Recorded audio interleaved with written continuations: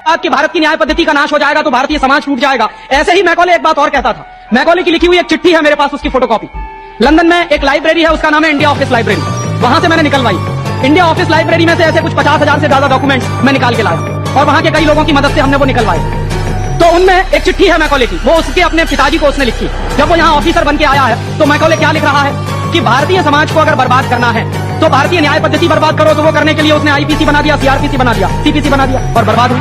दूसरी बात वो कहता था कि भारतीय समाज को बर्बाद करना है तो भारतीय शिक्षण पद्धति का नाश करो। तो मैकॉले कहा करता था कि जो भारतीय शिक्षण पद्धति है वो खुद मानता था इस बात को, ये दुनिया की सबसे ज्यादा विकसित और सबसे अच्छी पद्धति। क्या होता था, यहाँ गुरुकुल चलते थे, गुरुकुलों में विद्यार्थी पढ़ते थे और विद्यार्थी 20 साल तक 25 साल तक ब्रह्मचर्य का पालन करते हुए शिक्षा ग्रहण करते थे, संस्कार मिलते और वो संस्कार लेकर समाज में जाते।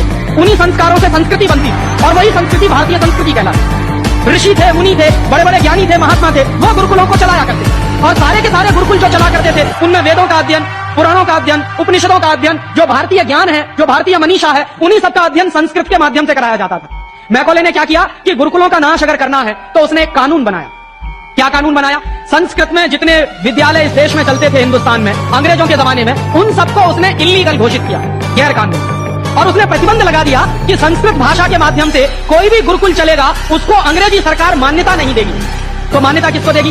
अंग्रेजी के माध्यम से जो कॉन्वेंट स्कूल चलेंगे उनको अंग्रेजी सरकार मान्यता देगी। और उसके लिए बाकायदा उसने कानून बनाया। उस कानून का नाम है इंडियन एजुकेशन एक्ट। और ये इंडियन एजुकेशन एक्ट लागू हुआ 1858 में, आज से लगभग 140 साल पहले।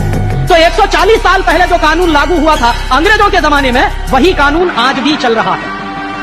उस कानून के आधार पर मैकॉले ने क्या किया? संस्कृत के माध्यम से चलने वाले गुरुकुलों को बर्बाद कर दिया, कानून बना के उनको बंद करा दिया। जो उनमें अध्यापक होते थे, गुरु होते थे, उनको मार पीट कर अंग्रेजी सरकार जेल में बंद करती थी। जो विद्यार्थी अध्ययन के लिए जाते थे उनको रोक दिया जाता था, उनका अध्ययन न होने पाए उसके लिए समस्याएं खड़ी की जाती थी। और दूसरी तरफ कॉन्वेंट स्कूल चालू कर दिए और उसमें अंग्रेजी के माध्यम से शिक्षण देना शुरू किया।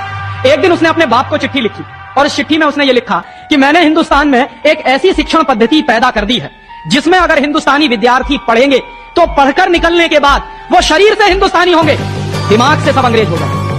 देख रहे हैं। तो शरीर से हिंदुस्तानी और दिमाग से अंग्रेज। तो मैकॉले दूसरी बात लिख रहा है उस चिट्ठी में कि जब वो शरीर से हिंदुस्तानी और दिमाग से अंग्रेज हो जाएंगे तो अंग्रेजों के हिसाब से सारे काम करेंगे।